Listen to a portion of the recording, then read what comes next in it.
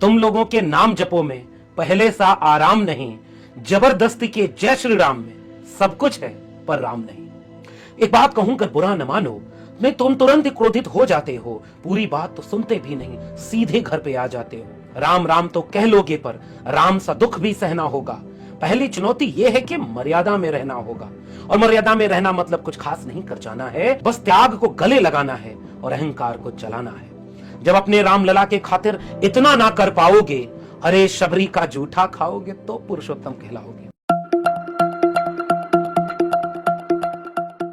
तुम लोगों के नाम जपो में पहले सा आराम नहीं, जबरदस्ती के जय श्री राम में सब कुछ है पर राम नहीं।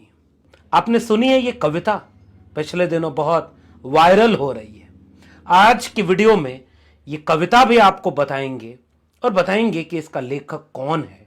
आज के समय में जब चारों तरफ राम के नाम पर चर्चा हो रही है, अयोध्या में 22 जनवरी को रामलला विराजमान होंगे, मंदिर का उद्घाटन होगा, मूर्ति की प्राण प्रतिष्ठा होगी और इस पूरे देश को राममय कर दिया गया। मैं बार बार एक सवाल आपसे पूछना चाहता हूं। मैं हिंदी साहित्य का विद्यार्थी हूं। इस देश में विश्वविद्यालयों में बुद्धिजीवियों के बीच, कला और संस्कृति की दुनिया के बीच, इतिहासकारों के बीच लगातार लंबे समय से एक बहस होती रही कि संस्कृति की, धर्म की और खासकर भारतीय संदर्भ में बात कर रहा हूं। आप ये मत कहने लगिएगा कि फलाने के बारे में क्यों नहीं बोलते। इस देश के धार्मिक सांस्कृतिक परंपरा की खासियत यह रही है कि इसमें कमाल की विविधता है। कोई राम का भक्त है, कोई राम के खिलाफ खड़ा है। इसी देश में रावण के मंदिर भी हैं, कोई रावण को मानता है, उनकी मूर्तियां बनी हुई हैं और देश में राम को भी माना जाता है। भारत का संविधान हर धर्म के व्यक्ति को उपासना की, अपने धार्मिक काम करने की आजादी देता है और हम भारत के संविधान को मानते हैं। लेकिन आज जो माहौल बनाया जा रहा है, चाहे वो टेलीविजन एंकर माइक लेकर आपके मुंह पर पूछें, बताओ राम के साथ हो या खिलाफ हो, ये एक राजनीति है। मैंने पीएचडी किया है तुलसीदास पर और मैंने अपनी पीएचडी में विस्तार से इसका शोध किया है। मेरी एक पुस्तक भी है, तुलसीदास आज के आलोचकों की नजर में।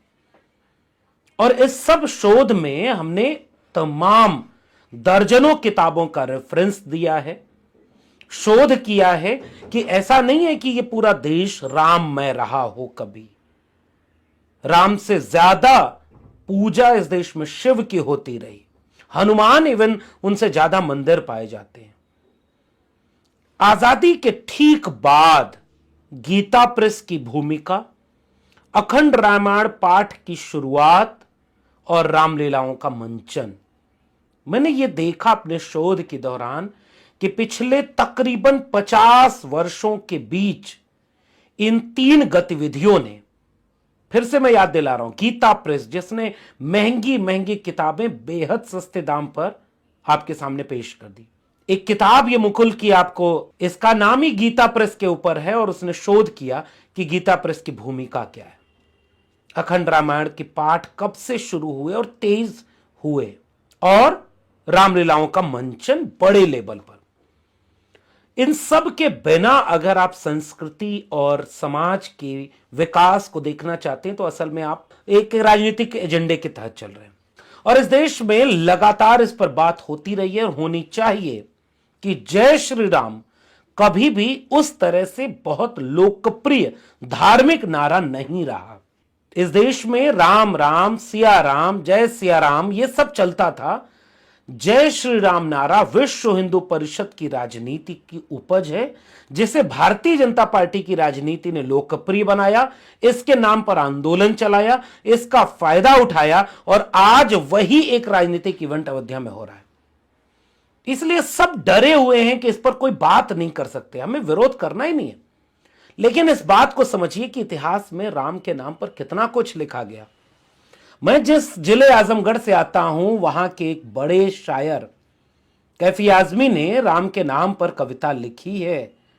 राम वनवास से लौट के जब घर में आए, याद जंगल बहुत आया जब नगर में आए, रख से दीवानगी आंगन में जो देखी होगी, 6 दिसंबर को राम ने सोचा होगा, इतने दीवाने मेरे घर में कहां से आए।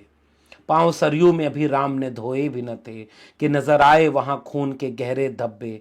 पांव धोए बिना सरयू के किनारे से उठे राम ये कहते हुए अपने दुआरे से उठे कि राजधानी की फिजा आई नहीं रास मुझे, 6 दिसंबर को मिला दूसरा वनवास मुझे। इस कविता के साथ साथ एक दूसरी कविता भी आपसे साझा कर रहा हूं और इससे बताना चाहता हूं कि असल में संस्कृति, साहित्य, कलाओं की दुनिया में कितनी विविधता है। अल्लामा इकबाल की एक कविता है जिसका शीर्षक है राम। लबरेज है शराब हकीकत से जाम हिंद, सब फलसफी है खित्ताए मगरिब के राम हिंद। ये हिंदियों की फिक्र फलक रस का है असर, रिफत में आसमां से भी ऊंचा है बाम हिंद। इस देश में हुए हैं हजारों मलक सरिफ्त, मशहूर जिनके दम से है दुनिया में नाम हिंद।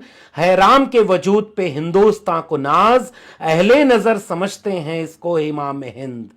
ये एक विविधता है और इस विविधता के बीच एक तरफ रामचरितमानस तुलसीदास की है तो दूसरी तरफ वाल्मीकि की रामायण है।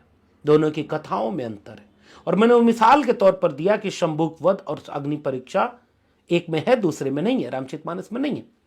तो ऐसा कैसे होता है, कैसे बदल जाती है? 300 किस्म की रामायण है, एक ही रामानुजन लिखते हैं। बहरहाल आज के इस वीडियो का मकसद आपसे ऐसी ही एक सांस्कृतिक और साहित्यिक विविधता को साझा करते हुए, इंट्रो में मैंने जिस कविता का जिक्र किया वो कविता साइको शायर नाम के यूट्यूब चैनल पर 25 दिसंबर को एक वीडियो अपलोड हुई। 29 दिसंबर तक इसको 6 लाख लोग देख चुके थे और इस कविता पर परफॉर्म किया अभी मुंडे ने। इनका पूरा नाम अभिजीत बालकृष्ण मुंडे है, जो साइको शायर के नाम से कविताएं लिखते हैं। महाराष्ट्र के मराठवाड़ा इलाके में गांव है अंबाजोगाई, वे वहीं के रहने वाले हैं। जलगांव के सरकारी कॉलेज से इंजीनियरिंग की पढ़ाई की। उसी दौरान दूसरे साल में पढ़ाई के दौरान कविताएं लिखना शुरू किया। उससे पहले वो चित्रकार और रंगोलीकार थे। ललन टॉप के इस लेख में आगे विस्तार में लिखते हैं कि उनकी नियति कुछ और थी, उनका व्यक्तित्व बहुत वर्सेटाइल है। इन्होंने इतिहास में किताबें लिखी हैं, शंभू गाथा, छत्रपति संभाजी महाराज जो शिवाजी के पुत्र थे, इनकी जीवनी लिखी है। मराठी में स्टैंड अप कॉमेडी करते हैं और कविताएं भी करते हैं और इसमें एक अभिनय करते हुए उन्होंने अपनी कविता साझा की। तुम लोगों के नाम जपो में पहले सा आराम नहीं, जबरदस्ती के जय श्री राम में सब कुछ है पर राम नहीं। इस कविता का यह बंद मैं आपसे साझा कर रहा हूं, सुनिएगा। हाथ काट कर रख दूंगा ये नाम समझ आ जाए तो, कितनी दिक्कत होगी पता है राम समझ आ जाए तो। राम राम तो कह लोगे पर राम सा दुख भी सहना होगा। पहली चुनौती यह है कि मर्यादा में रहना होगा और मर्यादा में रहना मतलब कुछ खास नहीं कर जाना है, बस त्याग को गले लगाना है और अहंकार को जलाना है।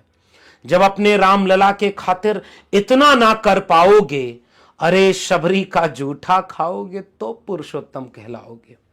काम क्रोध के भीतर रहकर तुमको शीतल बनना होगा।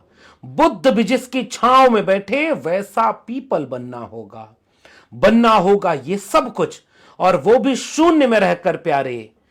तब ही तुमको पता चलेगा थे कितने अद्भुत राम हमारे। सोच रहे हो कौन हूं मैं, सोच रहे हो कौन हूं मैं, चलो बता ही देता हूं।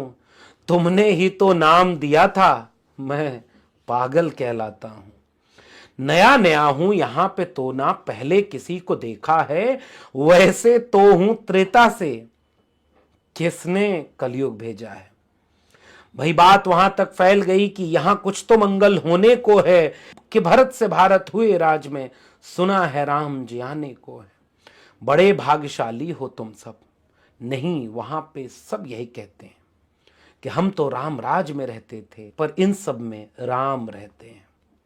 यानी तुम सब में राम का अंश छुपा है, नहीं मतलब वो तुम में आते हैं रहने।